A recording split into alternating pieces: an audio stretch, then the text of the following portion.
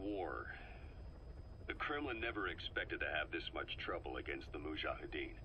Afghanistan is a tribal society. Tradition demands that its people stand up to any outsiders who set foot on their land. With the honor of their people at stake, they have everything to fight for. No matter how hard the Soviets hit them, they continue to appear out of nowhere, striking back, then vanishing again.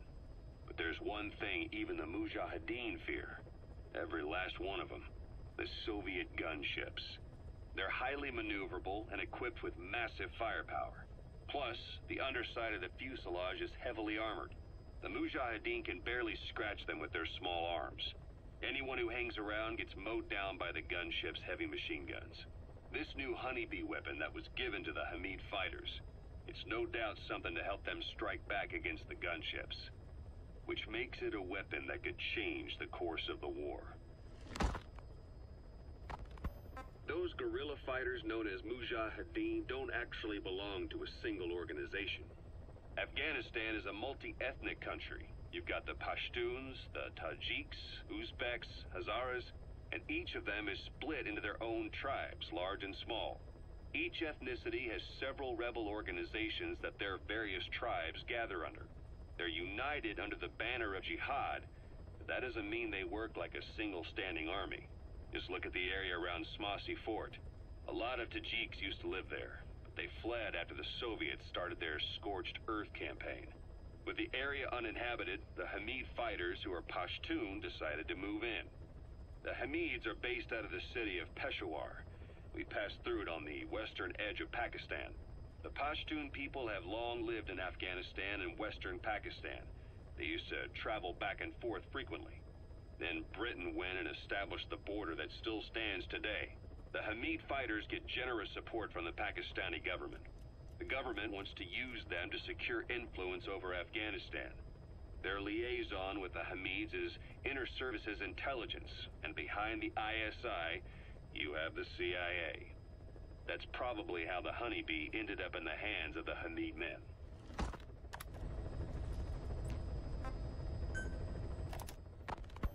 Kaz, what about the unit that attacked us in the mist? You knew something about them. That wasn't my first run-in with them. It happened right before I was captured by the Soviets. We were on the zero line that day, the Afghan side, on our way back from training the Mujahideen at a mountain camp in Kunar province. There's a lot of that work in Afghanistan. Most PFs shy away from it because it draws too much attention. But for us, that was the whole point. The job itself went great. We just had to make it back to a tribal area in Pakistan. But all of a sudden, visibility got real bad. It was no sandstorm. Our point man gave this strange report. He said he could see skulls in the mist. Skulls? The next moment, he went silent. We scrambled into formation, right before his arms and legs came raining down on us. It was always supposed to be a dangerous mission, so I had Diamond Dog's very best with me. We were calling out to each other. But one by one, their voices just went dead. Whatever happened to me, I lost consciousness before I knew it. When I came to, I was in a Soviet camp, tied to an interrogation chair. Could they be some new Spetsnaz unit? No. The ones that interrogated me were just the average rank and file. Whatever group attacked us, the way they moved was just insane. And that mist, appearing out of nowhere. The Soviets don't have tech like that. If they did, Ocelot would have heard about it. I doubt the West does either. Otherwise, the folks at Langley would be sleeping a lot easier. Why'd they come after you? Wish I knew. I'm the only one who survived. Though I don't think they planned it that way. If I was their target, they wouldn't have just handed me over to the 40th Army. Whatever the case, we need to watch our step until we know who they really are. And boss, if you ever do run into them again, don't try to take them on. You just get the hell out of there. When I first started dealing with Zero, with Cypher, it was a somewhat parasitic relationship. Though, a mutually beneficial one. Cypher had no army of their own, so they wanted us. They wanted our strength. They approached me as a potential business partner. But they had other motives. Cypher coaxed us into Central America, into that US-Soviet proxy war, to fuel Mother Base's growth. Once we were big enough, they'd force us to join them. That was the plan. That's why they had Paz, still Zeke. Right. And if we refused, she would use Zeke to fire a nuke from Mother Base.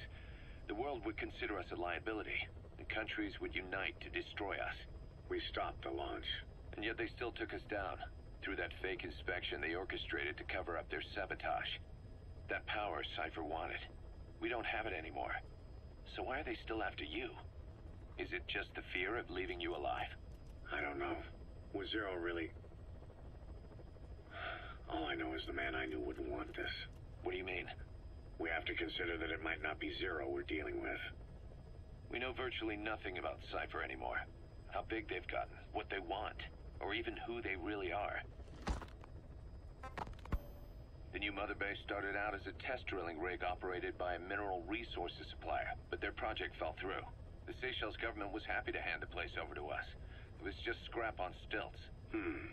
So with a few dummy construction companies set up as fronts, we started renovating the half-finished rig. From the outside, it looked like the project was back on rails. Kaz, you... What? I see what you're doing. Recreating the Mother Base we had 9 years ago. Only this time. That's right.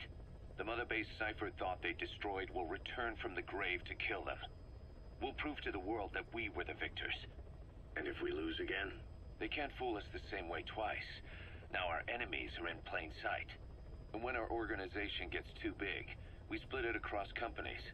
Any company that draws attention gets liquidated, and its capital is back-channeled into a new company. Most PFs are small-time operations anyway. And in this business, the minnows go bankrupt all the time. We've never aroused suspicion. Plus, we have Hewick. Hewick? Human Exploitation Company. It's a business specializing in intel gathering. Think of it as a civilian intelligence agency. Kaz, that's... Remember what they were trying to accomplish at the prison facility in Cuba? That gave me the idea. We dispatch moles into conflict zones around the world, and each sets up an intel network on site. Then they stay in place to give us stable points of contact when other nations intervene in the conflicts. Hewick's strength is that it has a cutout at each level. You get your job from one guy, then you hand it off to another. No one has direct access.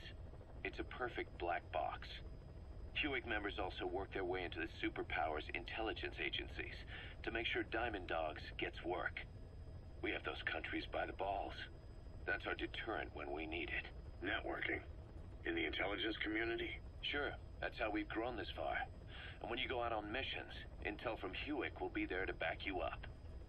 But despite all that, Cypher has its eyes on us. The only reason I'm not dead is that they needed to know where you were. Figured if you woke up, I'd go straight to you. That's why you made that ruckus at the Zero line. Yeah, to make their own surveillance work against them. I think it took some of the heat off Cyprus. Kaz. Then I just had to wait for you to save me. And I've gotten used to waiting. Kaz. That's not all. It was a good chance to scout the market. And with the West wanting the Soviets out of Afghanistan, their agencies are bursting at the seams with funding. Boss, let's start by building up our Afghan presence.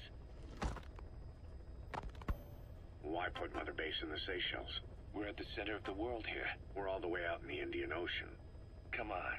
Lebanon, Sri Lanka, East Timor, and Africa. From here, our reach extends to conflict zones the world over, including Afghanistan, of course. So it's prime real estate for a mercenary. Exactly. Latin America isn't as close as I'd like, but we have Amanda and her people to help in that department. And besides, the Seychelles government owes us a favor. Owes us? The Seychelles has strong ties to the east, which the West wanted to shake up. It came to a head 3 years ago in an attempted coup. It was a force of South African mercenaries with U.S. backing behind the scenes. They were only platoon size, but South Africa is home to some heavy PFs, too much for the Seychelles to handle. In the end, they accepted help from the Tanzanian army and quelled the coup. We set up the deal and handled on-site tactical instruction. That led to some training work for the Seychelles military. And when we put down a mutiny within their forces, well, we made a lot of people happy. They don't pay us. They just let us have a piece of their offshore territory on the promise we'll come running if something else happens. So we're bodyguards, too. It's a good setup. We can only take Mother Base so far here. We'll have to find somewhere else when this place starts getting big. Aren't you being a little hasty? Nothing hasty about it. You're back with us now. So, Kaz, the ship that took us from Cyprus, it used to be a whaler. Yeah, a Japanese vessel. How was the voyage? It was... stimulating. Well, she was part of a whaling fleet up until a few years ago. Her displacement isn't anything to write home about, but she can really move. She still had plenty of life left in her, but then the work dried up. Global opposition to whaling has been mounting for years. Is that right? The push to ban it has been gaining traction for a little over a decade. Individual species came under protection as the years went on. And then 2 years ago, the IWC adopted a moratorium on commercial whaling. Several countries, including Japan, fought it to the bitter end. But eventually, most whaling companies had no choice but to throw in the towel. You ever tried whale snake? Can't say that I have. When I was a kid in Japan, practically everybody ate it. That good, huh? The country was poor in those days, and whale was cheap. International opinions changed since then. In any case, that's why we were able to get a bargain price on the ship. Of course, we did end up spending 5 times the purchase price in modifications. We had to really work to fit in all the ESM and communications gear while keeping the whaler look intact. Right now, she's going around conducting SIGINT missions. In the future, we plan to use her as a communications relay base between you and Mother Base, and also as a chopper resupply vessel. Diamond dogs. The word diamond originally comes from the Greek adamas. It means indomitable, unyielding. Other words for the stones often mean eternal bond, fortitude, or purity. The same is true of the Star of Bethlehem flowers you laid on the boss's grave. They represent innocence, as well as chastity, yielding to no man while maintaining one's virtue. In other words, staying loyal to something.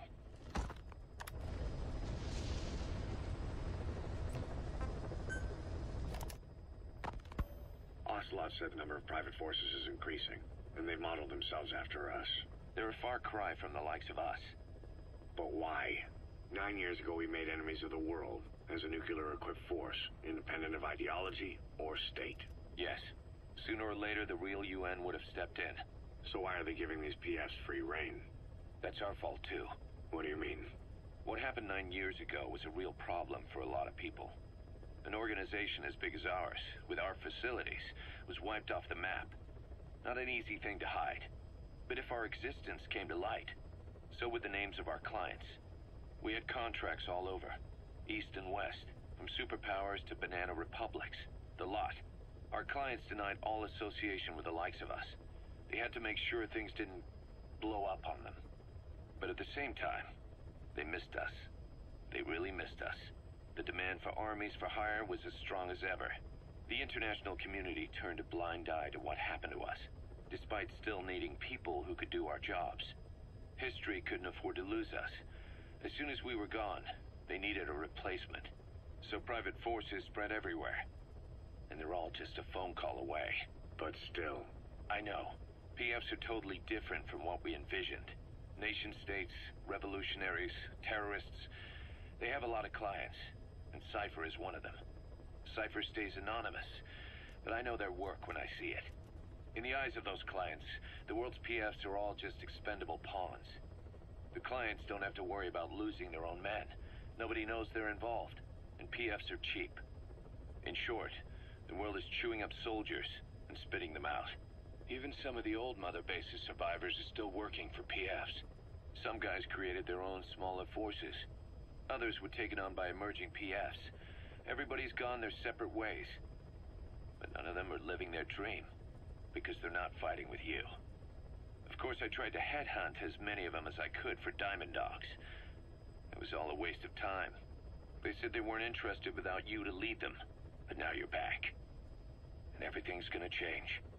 We'll unite all private forces under you, transcending nations and economies. What is a nation? Just a patch of dirt. The bonds among us will surpass nations, and that's what'll put the world under our control. We'll establish a new kind of country, redefine the very concept of it. Even Cypher will be below us, an extraterritorial federation of military nations. The United States of Force. Once word of Big Boss's return starts traveling, that'll be our true deterrent against Cypher. In other words, no one will dare to come gunning for you. How do you figure? Cypher lacks a large-scale fighting force. PFs are the perfect tool for them. But those PFs revere you, the legendary Big Boss. If Cypher killed you now, they wouldn't take it lying down. Maybe they'd even go looking for revenge, but they definitely wouldn't keep doing Cypher's dirty work, even if it put their lives at stake. That's why it's no longer a benefit to Cypher to get rid of you. The very fact that you're alive is our greatest defense against Cypher. Nice to know. It'll buy us some time while we get back to full strength. Just keep in mind that what I'm saying is generalizing a lot. In practice, the PFs around the world don't know your face. Just declaring that you're Big Boss won't be enough to convince them. And if they see you as an enemy, they'll come at you with everything they've got. Some hero. That's why you need to bring them back to Mother Base. Show them on your terms that you really are the one and only Big Boss. Once you've proven that, they won't hesitate to join us.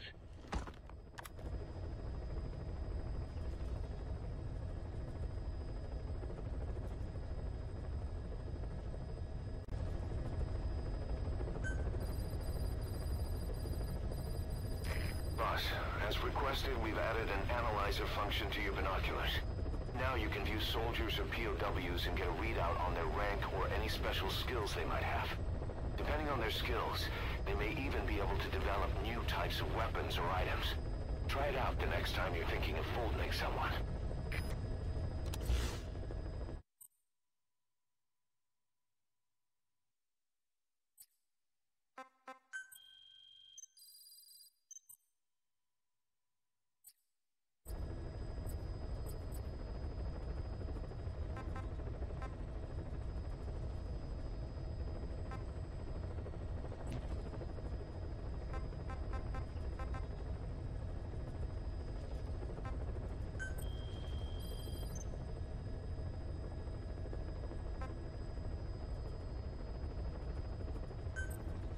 Please select a landing zone. Heading to Afghanistan.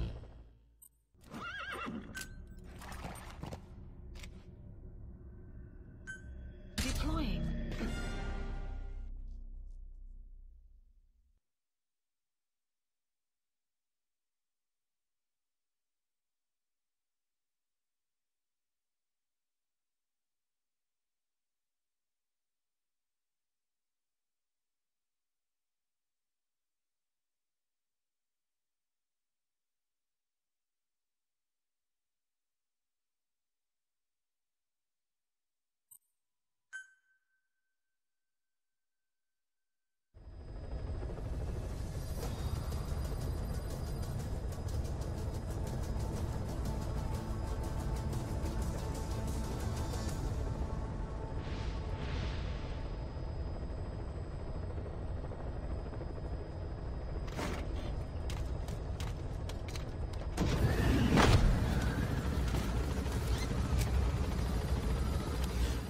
Mission list updated.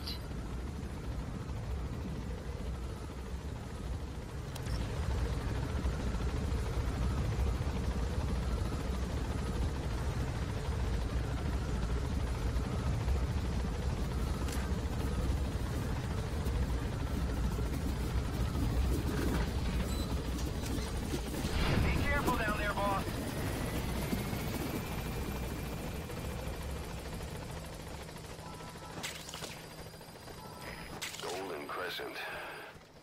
It's a type of medicinal plant.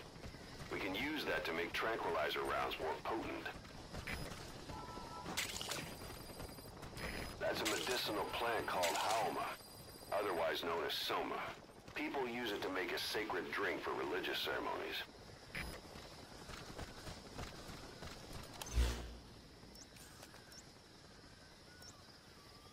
Marker placed.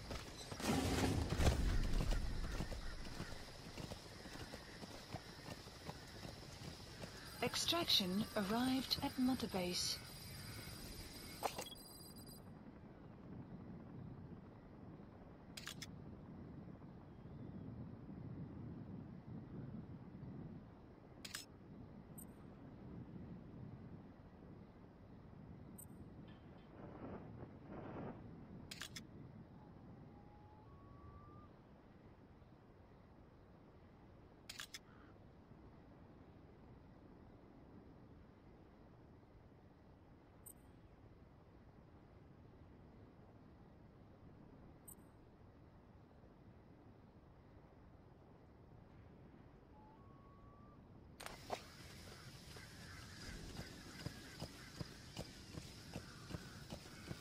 sun will set shortly.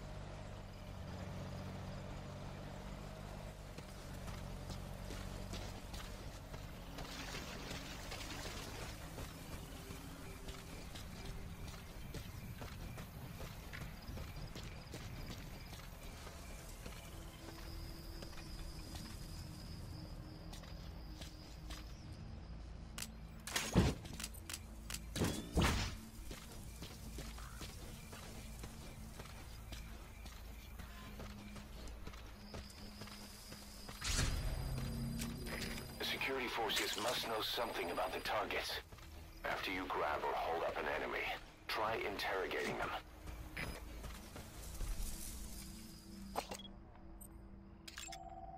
Analysis complete.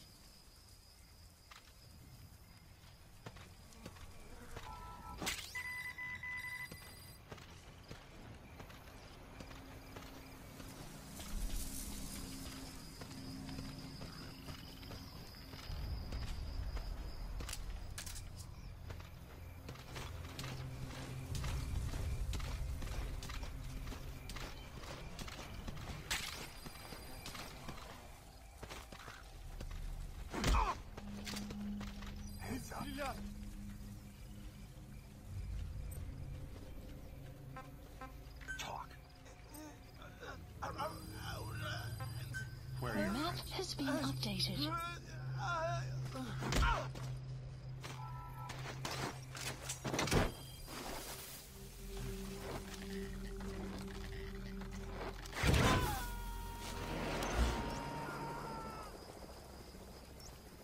Marker placed.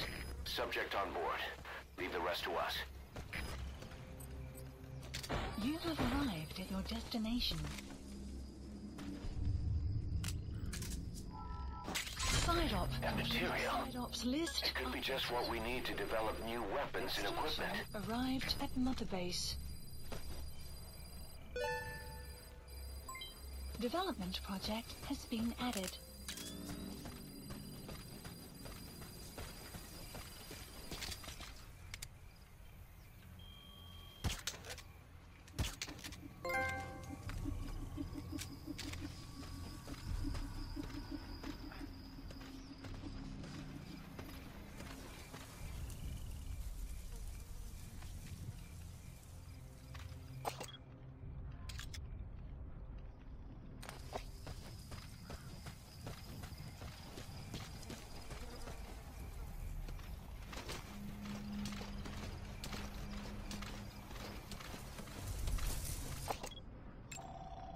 Analysis complete.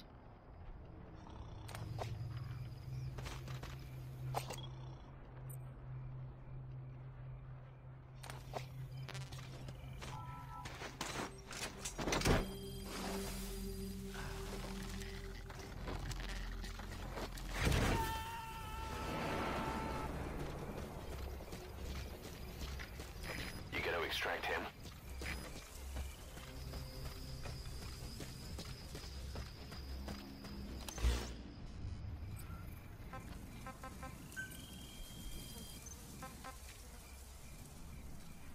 Marker placed.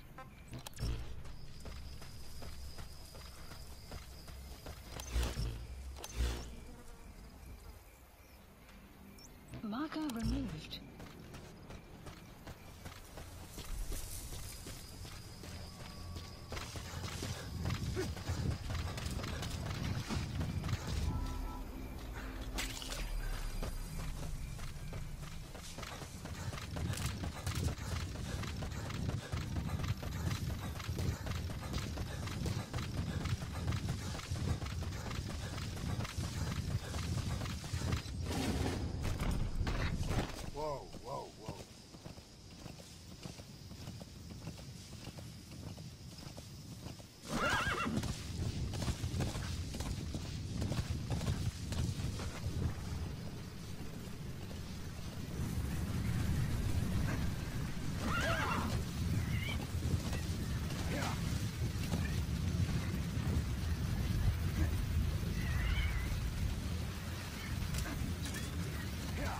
Extraction arrived at Mother Base.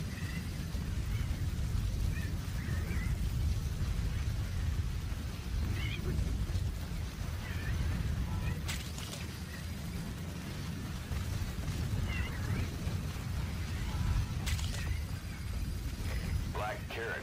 Something of an ancestor to the domestic carrot. It's also a favorite of wild animals.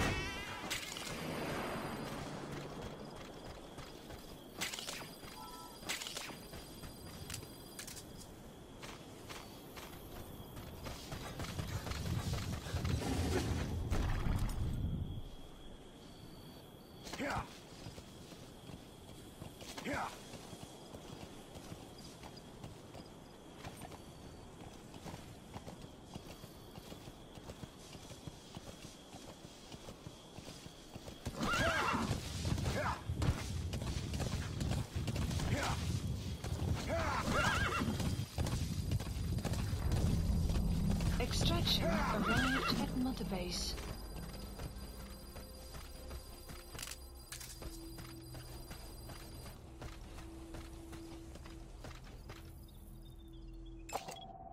Analysis complete.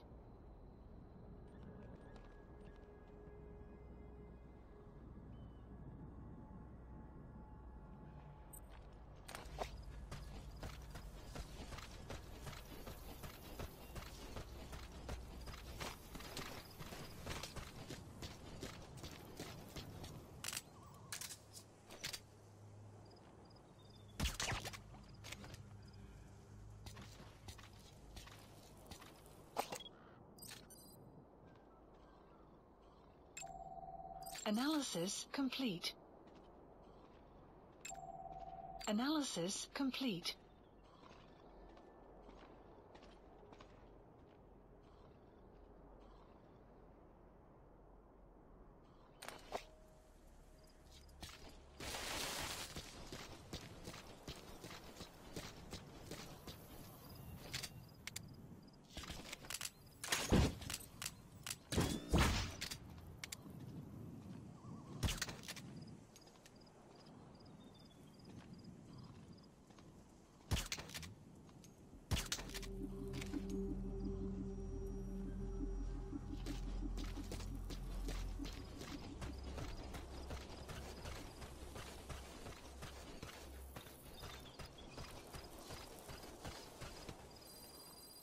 Guard post captured.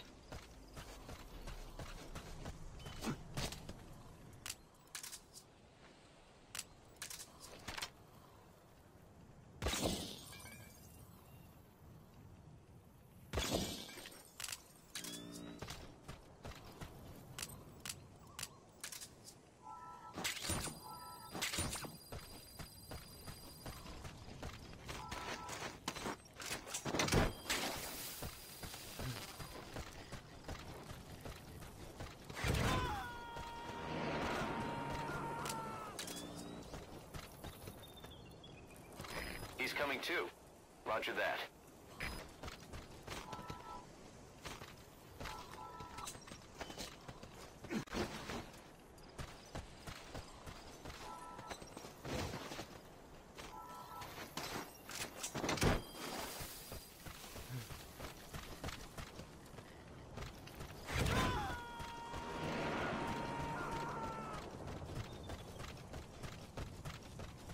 Subject on board. Leave the rest to us.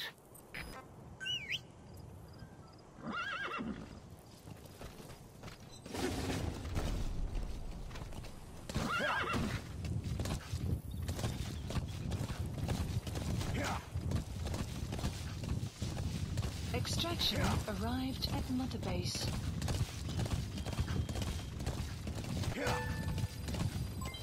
Development project has been added.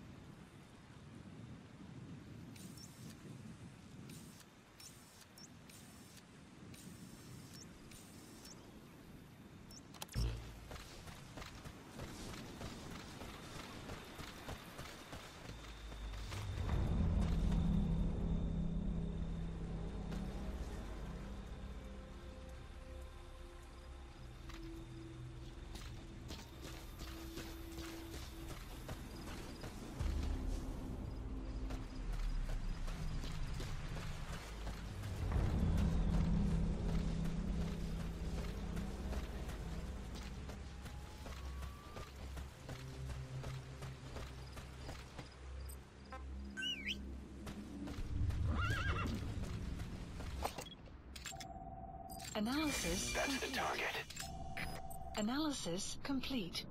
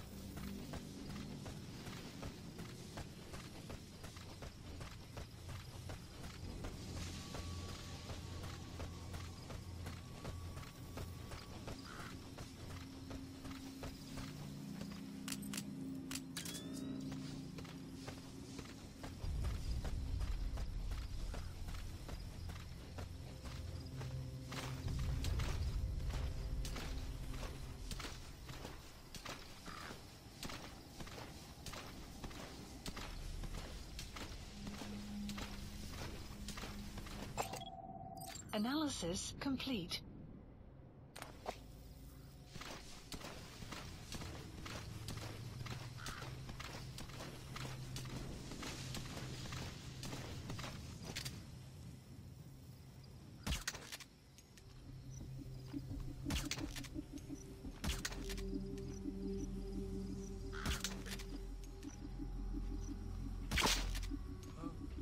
So your suppressor is worn out.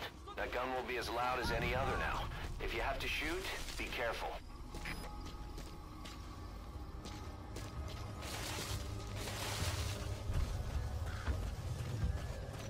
You have arrived at your destination.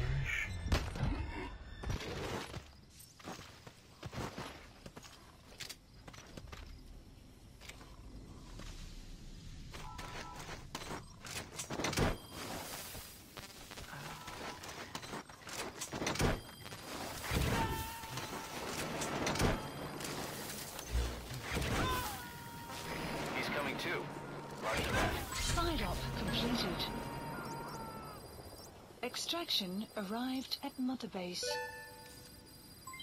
Develop support Roger. helicopter requested. Development project has been added.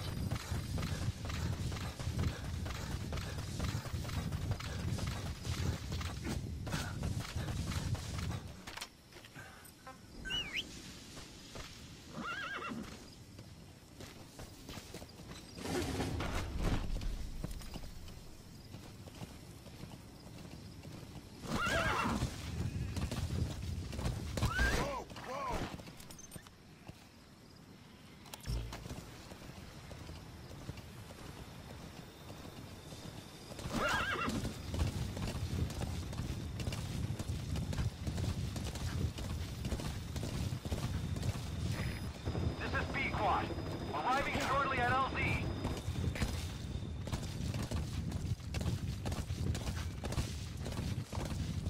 Extraction arrived This is at Mother Pequod. Base. Have arrived at LZ.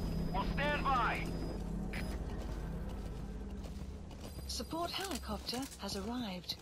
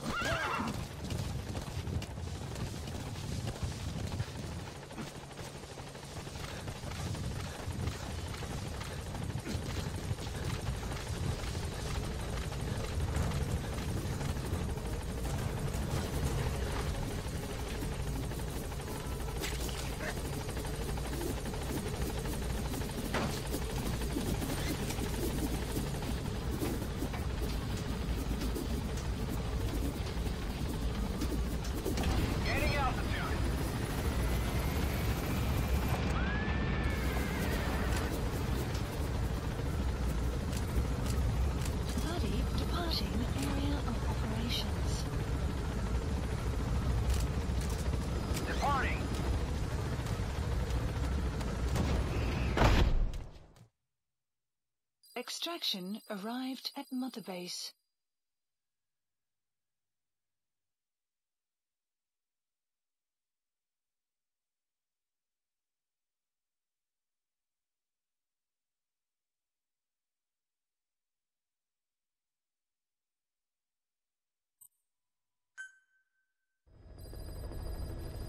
Side ops list updated.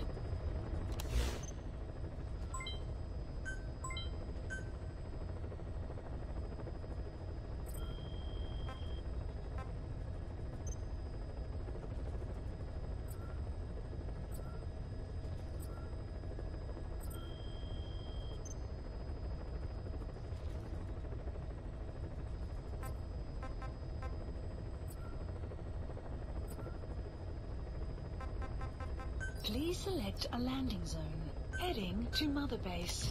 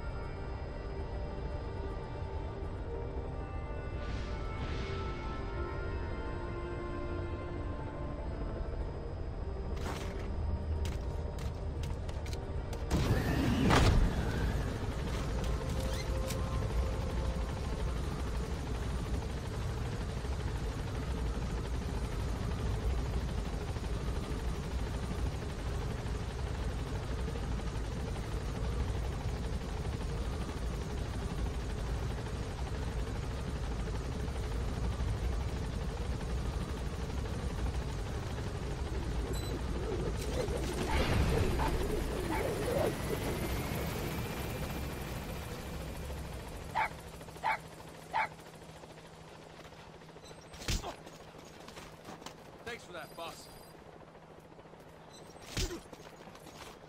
Thanks for that, boss. Welcome back, boss.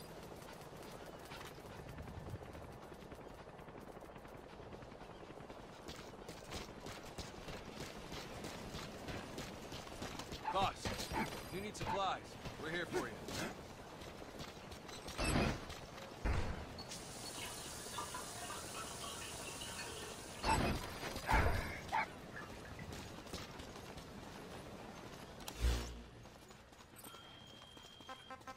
Thank you for letting me join Diamond Dogs.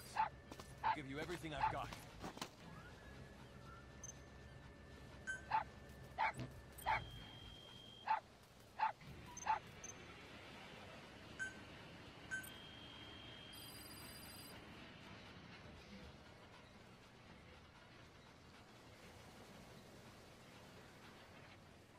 Please specify a project.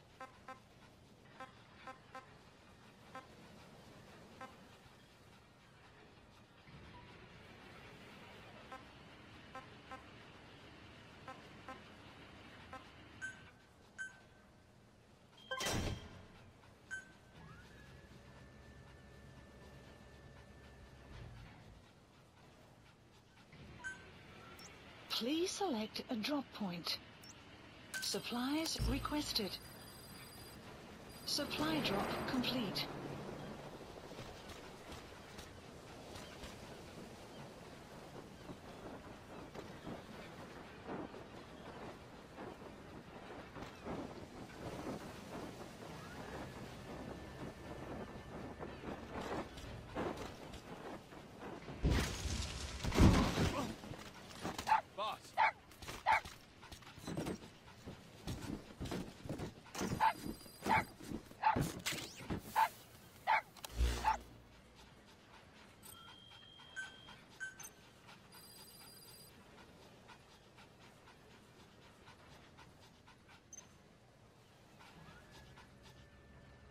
Please specify a project.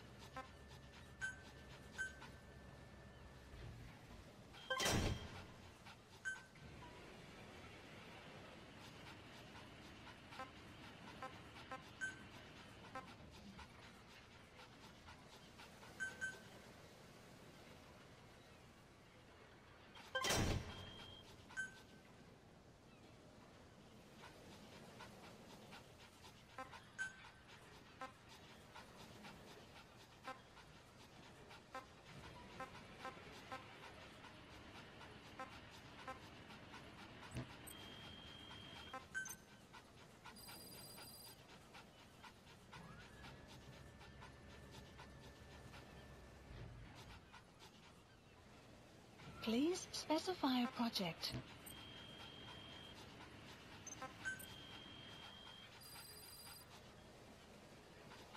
Please specify a project.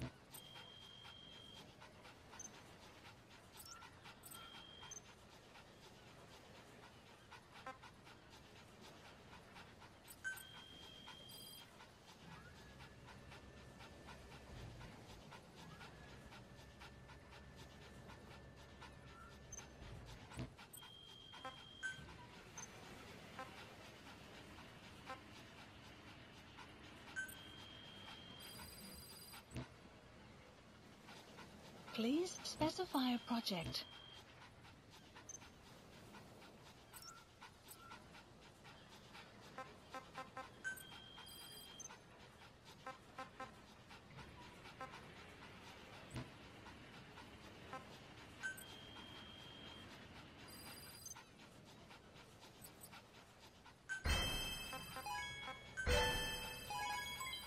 Development project has been added.